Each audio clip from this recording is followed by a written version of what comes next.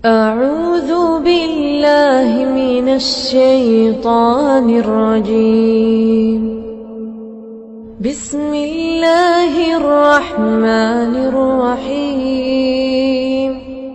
Ya? Ustaz boleh nanya? Ya. Apa yang dimaksud dengan jin qarin itu, Ustaz? Jin qarin, dia adalah setan yang resmi. Ketika seorang baru lahir, sudah ada satu setan yang dari bangsa jin ya, yang sudah dicantolkan untuk kita. Sampai mati dia ditugaskan mendampingi kita. Ya, setan. Ya, jin qarin itu adalah setan. Seluruh jin qarin adalah setan. Bukan jin biasa itu. Bahkan aku, setanku sendiri kata Rasulullah, karena rahmat dari Allah dia telah masuk Islam. Akhirnya dia yang mengajak aku kepada yang baik. Hanya jin qarin Nabi sendiri yang berhasil dimasuk Islamkan. Bisa nggak mereka dimasuk Islamkan? Bisa. Tapi siapa yang bisa? Orang kayak Nabi Muhammad SAW. Orang kayak Ustaz Zul. Ustaz Zul masih jin qarin setan. Ya. Makin Ustaz Zulnya kayak gini, maka jin qarinnya makin keren. Iya, makin ilmu yang diberikan oleh Allah kepada saya dibandingkan orang awam kan lebihan saya. Otomatis ilmu yang saya ketahui, jin setan qarin yang ada sampai saya tahu juga nggak? Tahu. Levelnya udah level saya juga. Bahkan boleh jadi dia dari alam setan dia mendapatkan informasi lain yang menambah ilmu pengetahuannya. Kalau saya bisa dibuatnya malas untuk nambah ilmu, kalau dia terus nambah ilmu, gimana menaklukkan orang semacam Zulkifli Muhammad Ali? Jadi orang-orang macam ibu, macam bapak, ini sudah semacam manusia yang dulu pernah hidup, yang berhasil dijatuhkan, dia akan menjatuhkan dengan cara yang sama. Sungguh kalau kita tidak ikhlas dalam hidup ini, kalau kita tidak pandai bersyukur dan tidak menambah ilmu, maka kita akan senantiasa menjadi korban syaitan. Ad-dunya bahrun 'amiq wa qad gharaqa fihi nasun katsir. Nah, jin qarin ini apabila kita sudah meninggal dunia, di mana posisi jin qarin? Sebelah kiri. Dari sebelah kiri kita. Malaikat Raqib dan Atid ada di sebelah kanan kita. Jin qarin ini di ruqyah pun dia tidak akan lari. Dia tidak akan lari, ya.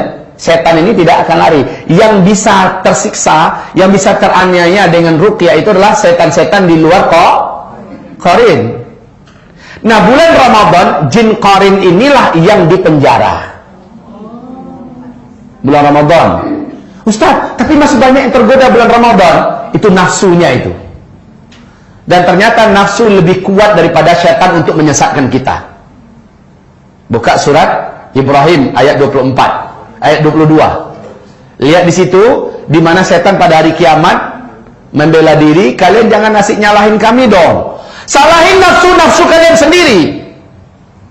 Jadi bulan Ramadan setan-setan itu wasuffidatis syayatin, dan dipenjarakan, diikat, dibelenggu seluruh setan-setan, termasuk setan qarin, dibelenggu. Tetapi nafsu kita saatnya kita yang mengalahkannya. Kita sudah ditolong oleh Allah.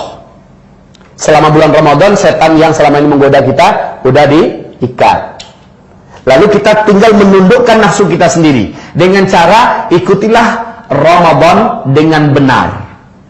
Dengan cara Rasulullah SAW menjalani Ramadan.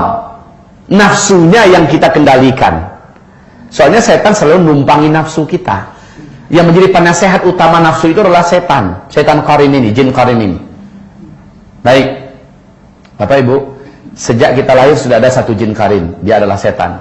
Sampai mati. Berarti seluk-beluk saya, seluk-beluk ibu, seluk-beluk bapak, dari A sampai Z dia tahu nggak?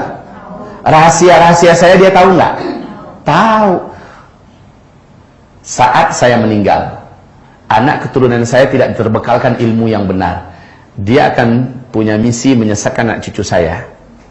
Caranya, dia tampil, muncul kepada wujud seolah saya kembali hidup. Nah, ini bapakmu nah. Jangan takut gitu loh. Saya kan cuma action. Ya. Nah, Bapak suka kalau melihat kamu pergi Jumat.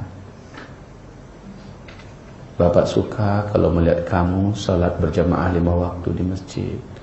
Senangkan hati Bapak ya. Bapak selalu melihat kamu nak. Cara setan. Cara setan. Suaranya dimiripkan dengan suara saya. Ini jin qarin yang punya kerja loh ini. Ya. Kemudian semuanya ya, seluk-beluk rahasia semacamnya dia tahu. Nah, kamu masih ingat ketika Bapak dengan kamu dulu di sana? Seolah iya asli saya jadinya ngomong. Ya, lama-kelamaan, nah Bapak melihat kamu nak dimanapun kamu berada.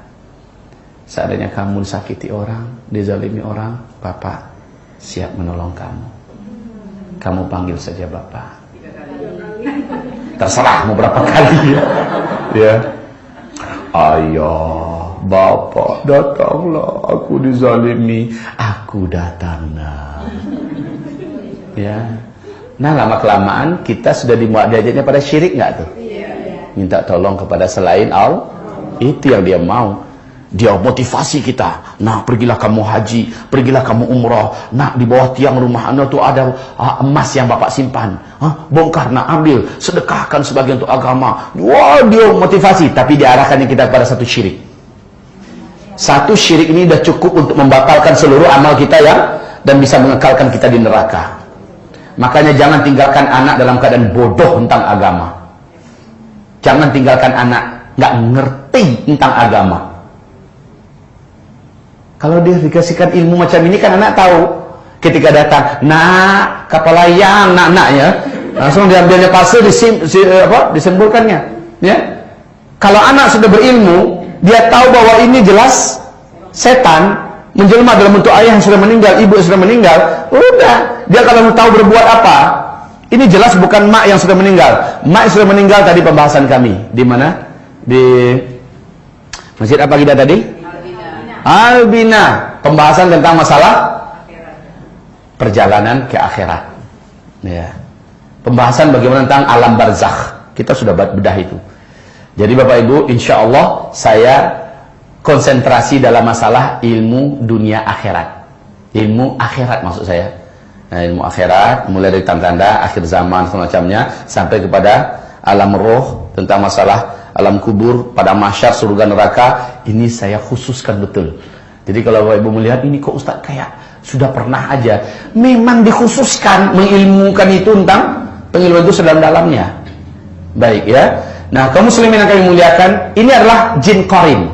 Jadi yang nipu orang yang wujudnya sudah mati, siang gantung diri itu sering nampakkan diri, yang nampakkan itu qarinnya. Ya. Nah, yang sudah itu tuh jelas sianu yang udah gantung diri itu. Bukan, itu jin qarinnya. Orang-orang beriman gak akan mudah ditipu begitu. Ya, yang udah bunuh diri kok hidup lagi. Nah, mereka bisa tasyakkul. Mereka bisa tasyakkul, yaitu berpindah dari dimensi alam mereka kepada dimensi alam kita, dan itu bagi mereka sangat berat dan sangat menyakitkan. Ya, bukan enak pindah ke dimensi alam itu, bukan enak, menyakitkan bagi mereka. Yang sanggup melakukan itu adalah yang umurnya sudah lanjut, kekuatannya sudah berlebih. Nah, yang seperti itu baru sanggup dia berpindah dan melihatkan diri. Itu pun cuma sebentar. Coba saya tanya sama saudara saya, namamu siapa? Iwan. Ricky. Seandainya Bruce Lee masih hidup, Ricky sanggup nggak lawan Bruce Lee? Ini jujur memang. Jackie Chan?